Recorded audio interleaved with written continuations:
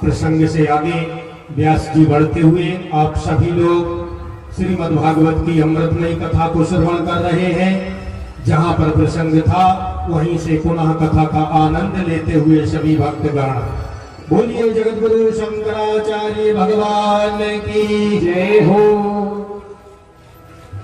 बोलिए वृंदावन बिहारी लाल की जय हो। जगतगुरु शंकराचार्य भगवान की जय हो। पूज्यपाद दंडी स्वामी जी महाराज की जय हो। हर हर महादेव।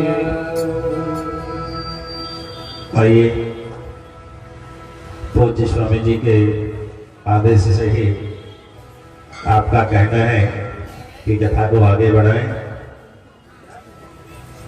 सुदामा प्रसंग की संक्षिप्त कथा को करते हुए थोड़ी देर सुदामा चरित्र की चर्चा तत्पश्चात हम सभी मिलकर के एकाग्र मन से पूज्य स्वामी जी के श्रीमुख से सारगर्भित कथा श्रवण करेंगे। श्रीमन्नारायण नारायण हरि हरि। श्रीमन्नारायण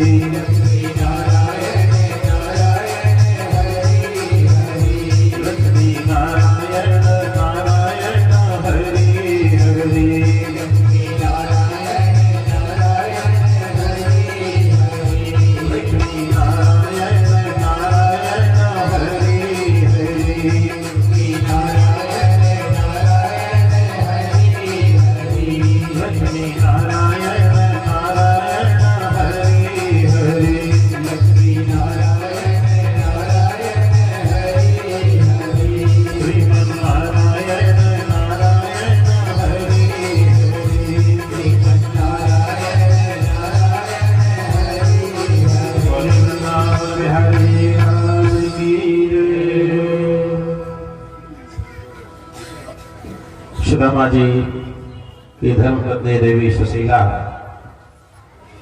पत्नी ने जब कहा देव स्वामी तमोपरि महाभाग साधुनाम च परायणम दास्यति द्रवणम भूरि सहिते ते कुटुंबनि। स्वामी वो जो द्वारिकाधीश है ना, द्वारिका के अधिपति हैं, वो साधु संतों के एकमात्र आश्रय है। स्वामी आप उनके पास जाइए। आप जावेंगे, आप दुखी हैं, कुटुंबी तो हैं लेकिन साथ नहीं देते। वो भगवान के भक्तों का कल्याण करते। सुदामा जी ने सोचा मेरी स्वयं की जाने की इच्छा नहीं है, लेकिन धर्मपत्नी के कहने से ही चलना चाहिए। कुछ संपत्ति मिलेगी कि नहीं मिलेगी, मुझे भगवान का दर्शन तो हो जाएगा, मुझे अपने बचपन के सखा का दर्शन तो हो जाएगा। ऐसा मन में विचार करके सुदामा जी जाने का विचार करते। सही विभारया विप्रो बहुसा प्रार्थितो मृदो अयम ही परमो लाभ उत्तम श्लोक दर्शनम। जब बार बार पत्नी ने निवेदन किया, देवी सुशीला ने निवेदन किया, तो सोचा कि धन की कोई लालसा नहीं है, लेकिन भगवान का दर्शन हो जाएगा। यही जीवन का सबसे बड़ा लाभ है, सबसे बड़ा सार।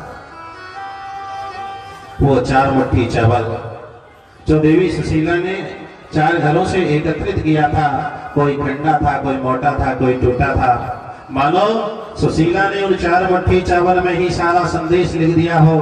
देवी सुशीला जानती हैं मेरे स्वामी कभी किसी से याचना नहीं करेंगे, अपने सखा से उस द्वारिकाधीश से कभी कुछ मांगेंगे नहीं, लेकिन इनके मित्र यदि समझदार होंगे तो वो 4 मुट्ठी चावल देख करके ही समझ जाएंगे कि सुदामा के घर की स्थिति क्या है। सुदामा जी ने विचार किया, भगवान का दर्शन तो होगा, धन संपत्ति भले ही ना मिले। चले श्याम सुंदर से मिलने सुदामा, जाते चले मन में हरे कृष्ण रामा। चले श्याम सुंदर से मिलने सुदामा, जाते चले मन में हरे कृष्ण रामा। चले श्याम सुंदर से मिलने सुदामा, जाते चले मन में हरे कृष्ण रामा।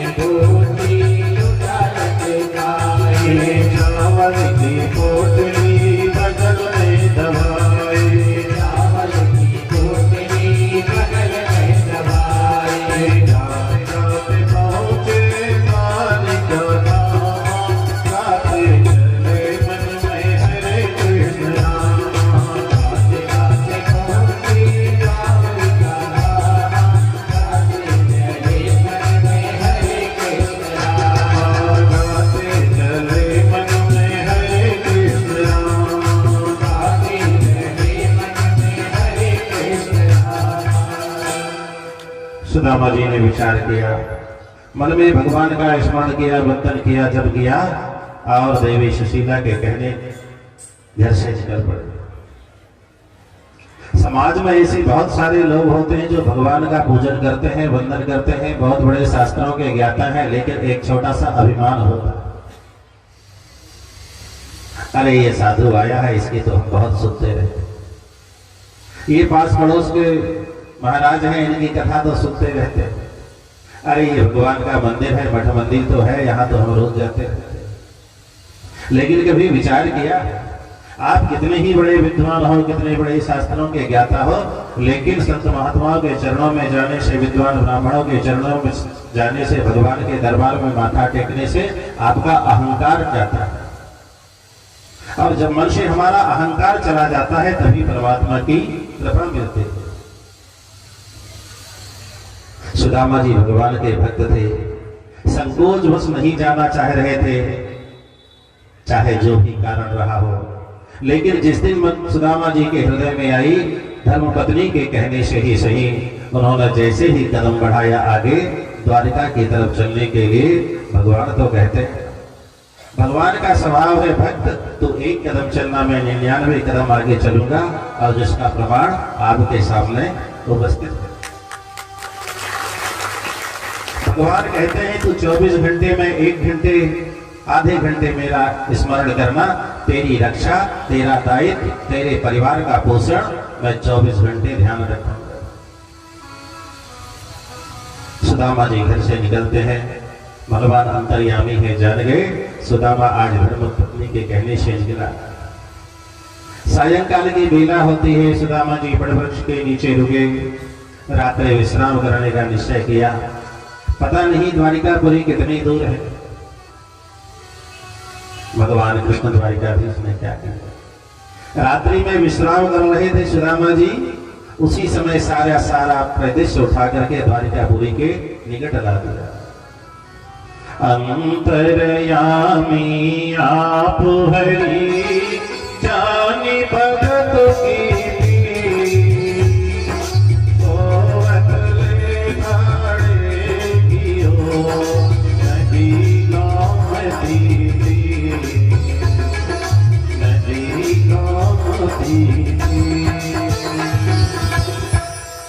भगवान आनंद चंद ने सुदामा जी को रातों रात द्वारिकापुरी के निकट बुला लिया।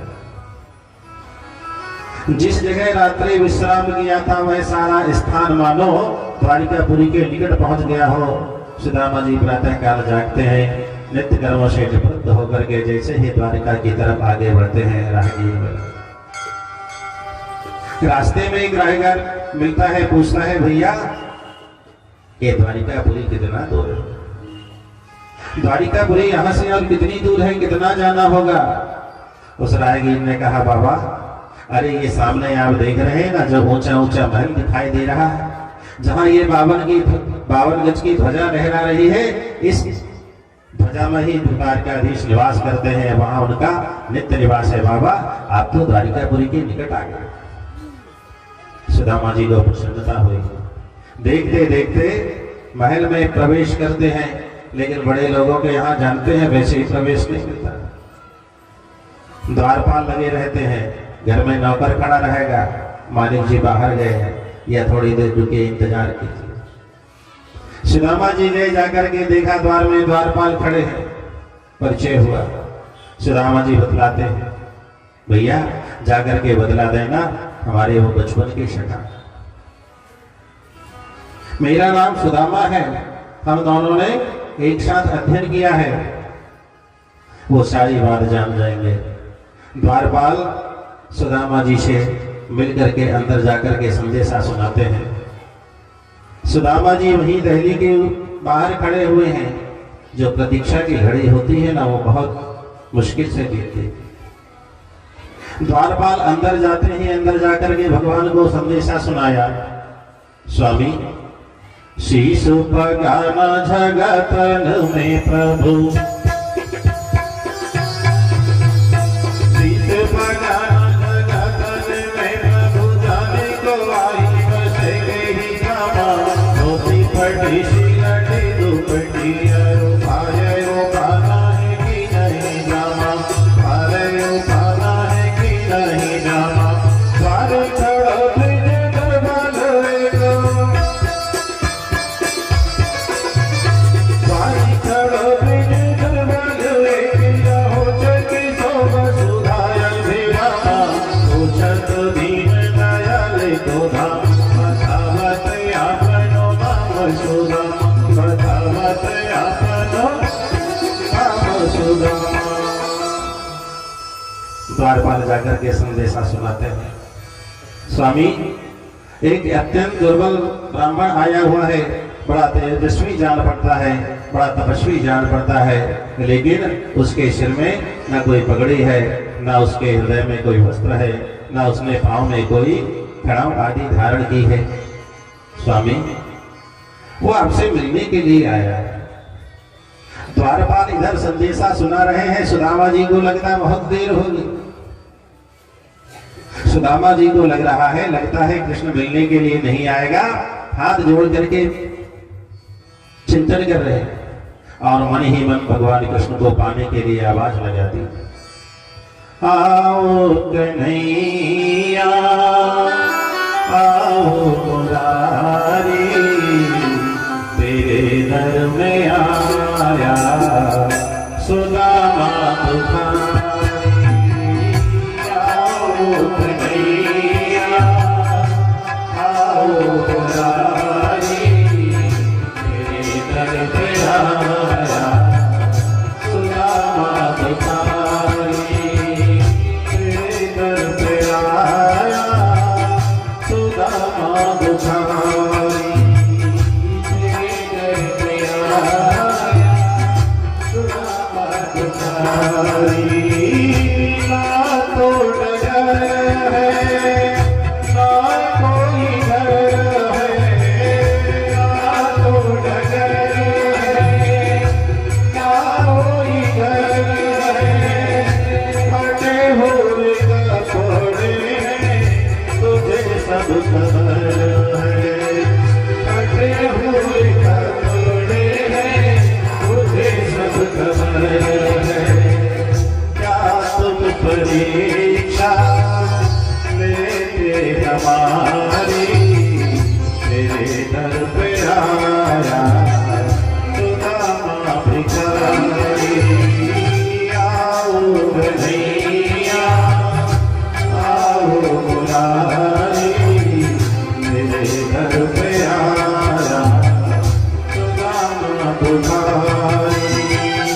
आवाज मेरी पहुंची नहीं क्या, आवाज मेरी पहुंची नहीं क्या, द्वारपाल ने तुझको खबर ही न दी क्या, द्वारपाल ने तुझको खबर ही न दी क्या, जराया कि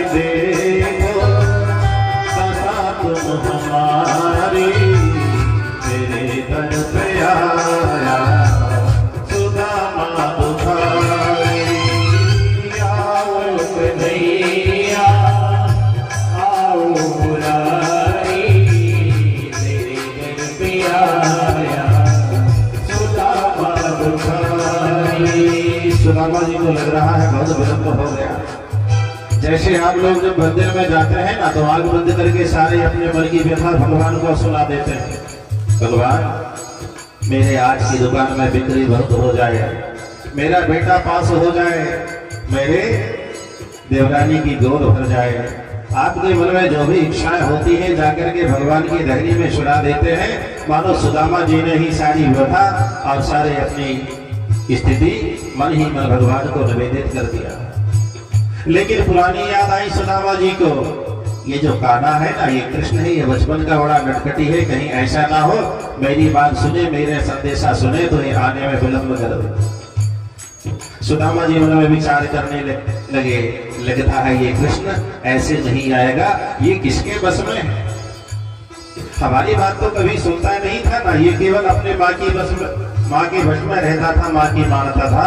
इसलिए सुदामा जी ने वहां खड़े खड़े क्या किया, आओ कन्हैया छूटे अब सुदामा है, आओ कन्हैया छूटे अब सुदामा है, आओ कन्हैया छूटे अब सुदामा है, आओ कन्हैया छूटे अब सुदामा है।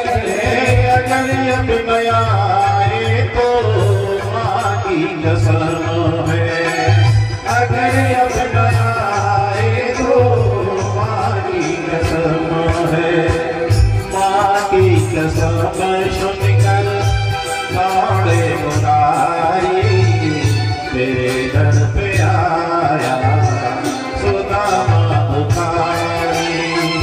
आओ कन्हैया आओ मुरारी तेरे दर पे आया सुदामा दुखारी, तेरे दर पे आया सुदामा दुखारी।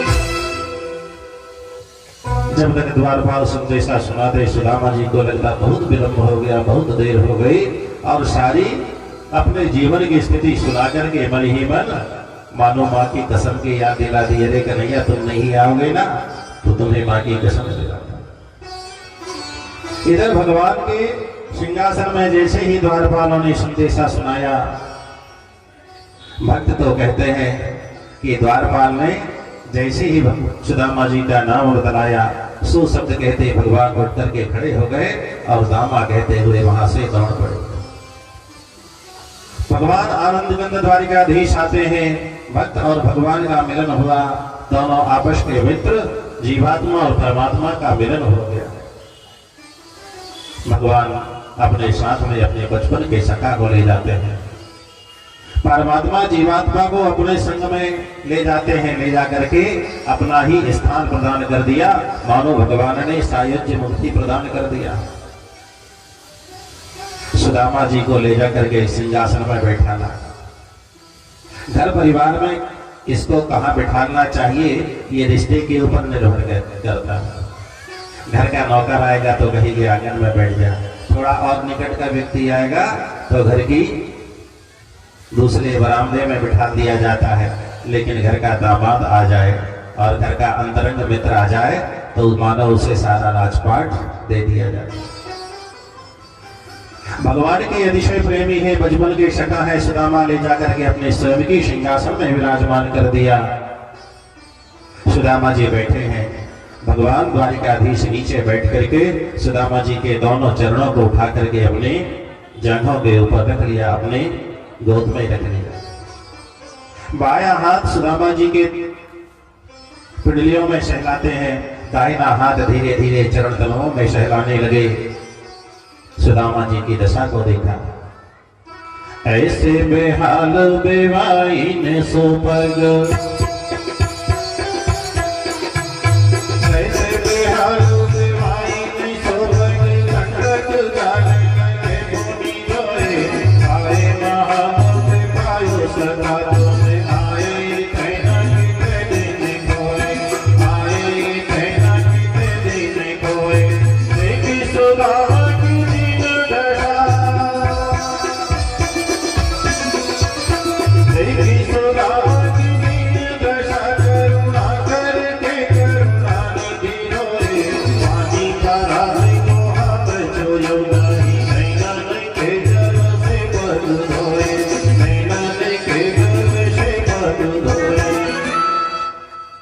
सुदामा जी के चरणों को अपनी गोदी में रखा।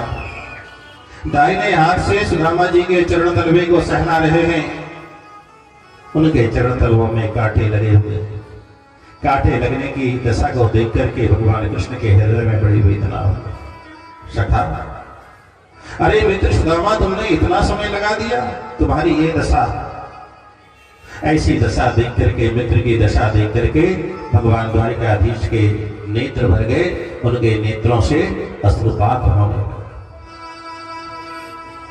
व्यक्ति के जो अश्रु है ना, आंसू हैं, ये दो प्रकार के होते हैं, एक ठंडा और एक गर्म। जब दुख में कोई आंसू आते हैं तो ये गर्म होते हैं, और सुख में आते हैं वो ठंडे होते हैं। मानो सुदामा जी की दशा देख करके उस द्वारिकाधीश ने गर्म जल से, गर्म आंसुओं से सुदामा के चरणों को पखार दिया। अपनी पीतांबरी उठाई और पीतांबरी उठा करके उन चरण तलवों को पहुंच दिया। सखा, तुमने अपने जीवन में बहुत कष्ट पाया। इस सारे दृश्य को देख करके जो पटरानियां हैं आकर के आसपास खड़ी हो गई, भगवान को देख रही हैं। आज हमारे पति तो भाव विभोर हैं, अपनी सारी सुधबुद्धि भूल गए, अपने सिंहासन में ला करके बिठा दिया। पटरानियां आसपास खड़ी हैं। भक्त ने सोचा, भगवान ने सोचा, ये बचपन के मेरे पित्र हैं और पुरानी बातों को याद करने के लिए कहीं कोई दूसरा ना है।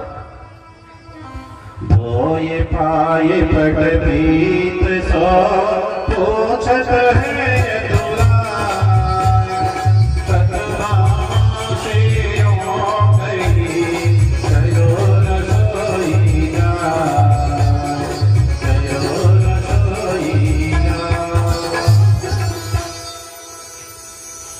भगवान भी सावधान है। सुदामा जी आकर के सिंहासन में बैठे हैं, भगवान द्वारिकाधीश भी उनकी सेवा कर रहे हैं। जब पटरानियां आई तो उनको कह दिया, देवी जाओ ब्राह्मण देवता के लिए सुंदर सुंदर स्वादिष्ट भोजन बनाओ। पटरानियां जाकर के सुदामा जी के लिए सुंदर व्यंजन तैयार करती हैं। तब तक भगवान की अपने बचपन के सखा की पुरानी यादें होने लगी। सखा, आपको मालूम है, गुरु माता के द्वारा हम लकड़ी के लिए जंगल में गए थे। कितनी घनघोर वर्षा थी। चने के दाने दिया था गुरु माता ने। गुरु की सेवा करना हमारा परम धर्म है। एत देव ही सच्चे ही कर्तव्य गुरु निष्कृतम यद्वै विशुद्ध भावेन सर्वार्थात्मार्पणम गुरु। भगवान कृष्ण सुदामा जी से कहते हैं, सुदामा जानते हो, उस समय हम गुरु की सेवा करने के लिए जंगल में गए थे, लकड़ी लाने के लिए गए थे। अपने माता पिता से, अपने गुरु से, अपने आचार्यों से उनके ऋण होने के लिए, ऋणमुक्त होने के लिए कोई उपाय नहीं। अपने माता पिता, अपने गुरु से ऋणमुक्त होने के लिए केवल एक ही उपाय शास्त्रों में बताया गया है, वह है उनकी निष्काम सेवा। निस्वार्थ सेवा अपने माता पिता और गुरु की हो। केवल गुरु की सेवा हाथ पैर दबा करके नहीं होती है, उनके दर्शन करने से नहीं होती है। बहुत लोग हैं ना, जब गुरु महाराज आ जाएंगे तो लंबी लंबी दंडवत चलने लगती है, लेकिन जैसे ही जाएंगे अपने पुराने ढर्रे में चले जाएंगे। गुरु की सेवा माता पिता की सेवा वो कहती है जो गुरु का सिद्धांत है। गुरु जिसका मार्गदर्शन करते हैं, गुरु जो उपदेश देते हैं, उसको अपने जीवन में उतारें। लेकिन कौन सा उपदेश? आजकल की स्थिति बन गई, गलियन गलियन गुरु फिरे, हमसे दीक्षा ले आओ, नरक पढ़ो चाहे स्वर्ग पढ़ो, हमें रुपया दो। ऐसे गुरु यदि उपदेश कर दें कि तुम सारी जमीन लिखवा दो गुरु के नाम पे, तो क्या ऐसी बात माननी चाहिए? नहीं। हमारे जगत गुरु जी भगवान कहते हैं, पूज्यपाद शंकराचार्य जी भगवान कहते हैं कि गुरु की भी ऐसी बात माननी चाहिए जो शास्त्रोक्त हो, जो वेदोक्त हो, सनातन धर्म के बताए शास्त्रों के अनुसार। भगवान कृष्ण कह रहे हैं सुदामा, हम अपने गुरु के ऋण से मुक्त होने के लिए, गुरु की सेवा का भाव समाज को सिखाने के लिए, काष्ठ भेजने के लिए जंगल में गए थे। अच्छा ठीक है, पुरानी बातें जाने दो। सुदामा ये बताओ, मेरा तो विवाह हो गया है, तुम्हारा भी विवाह हुआ होगा, और तुम्हारा विवाह हुआ है तो हमारी भाभी ने कुछ ना कुछ अवश्य भेजा होगा। सुदामा जी को बड़ा संकोच लग रहा।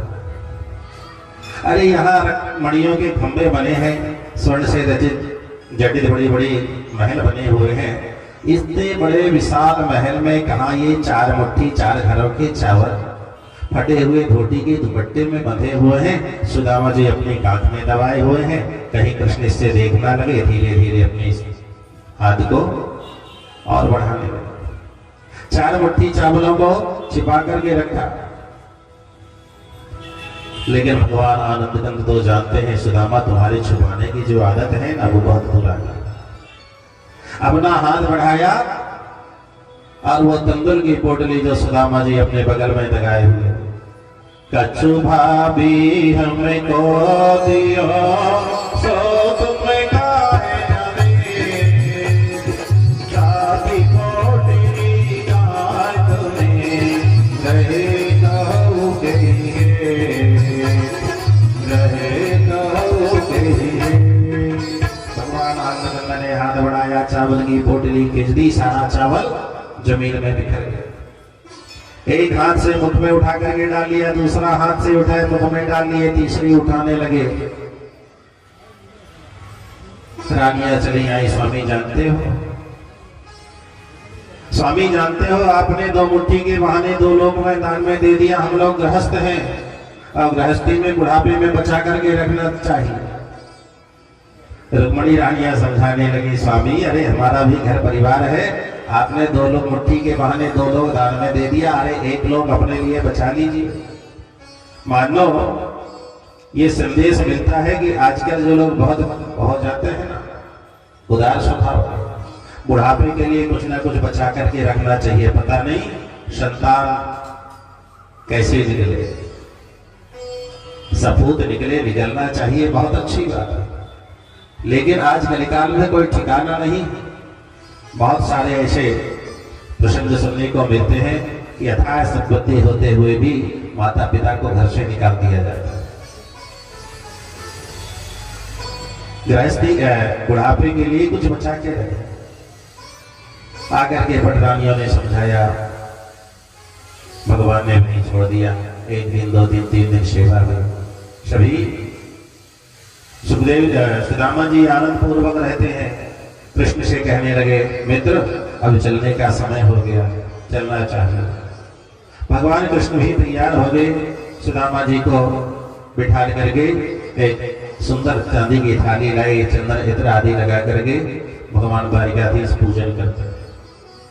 जैसे ही पूजन करने के लिए अपना हाथ बढ़ाया, देखते हैं सुदामा के मस्तक में श्रीक्षय लिखा हुआ। द्वारिकाधीश वहीं रुक गए। जिसका मैं राज तिलक करूं, जिसको तिलक करूं, जिसका पूजन करूं, वो श्रीक्षय कैसे हो सकता है? लेकिन इसके ललाट में लिखा हुआ है। भगवान ने एक क्षण के अवलंब नहीं किया, जहां श्रीक्षय लिखा हुआ था उसी को पलट करके वहीं रख दिया। जो सीधा रखा था उसी को उलट करके रख दिया, तो वहां हो गया यक्ष श्री।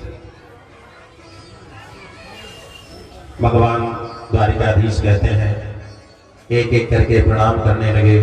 रुक्मणी आई, सत्यभामा आई, जामवती आई, कालिंदी आई, पटरानियां प्रणाम करती हैं। सुदामा जी आशीर्वाद दे रहे हैं, स्वस्तिस्तु कुशलमस्तु चिरायमस्तु समृद्धिरस्तु ऐश्वर्यमस्तु बलमस्तु। लाइन लंबी लगी हुई है। देखते देखते पूछने लगे, कृष्ण जरा ये तो बताओ, ये प्रणाम करने वालों की कितनी लंबी लाइन है? भगवान कृष्ण ने कहा, सुदामा अभी तो ये 16,100 पटरानी 108 पटरानियां हैं, इनके 10-10 पुत्र हैं।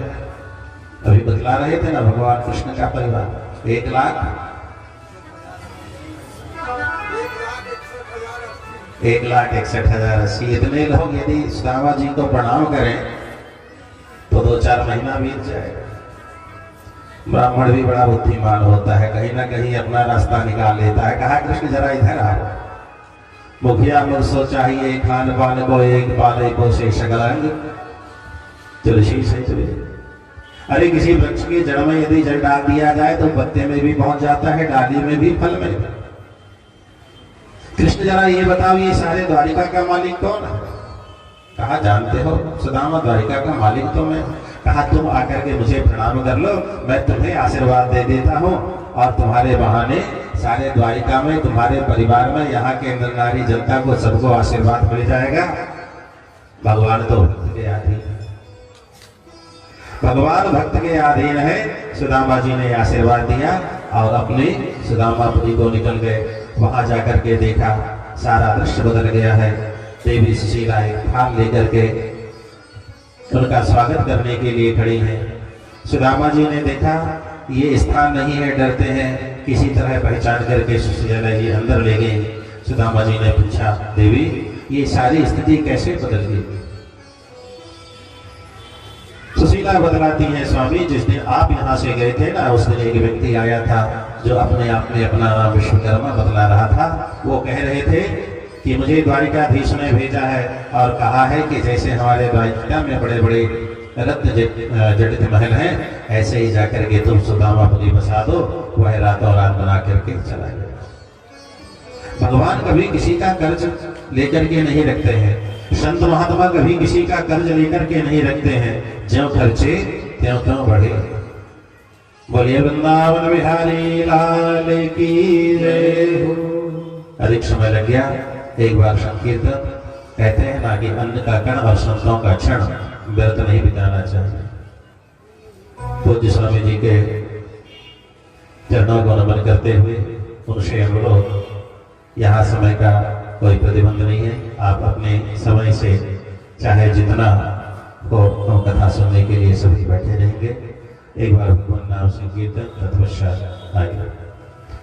श्रीमन्नारायण नारायण हरि हरि, श्रीमन्नारायण नारायण हरि हरि, श्रीमन्नारायण नारायण हरि हरि, श्रीमन्नारायण नारायण हरि हरि, श्रीमन्नारायण नारायण हरि,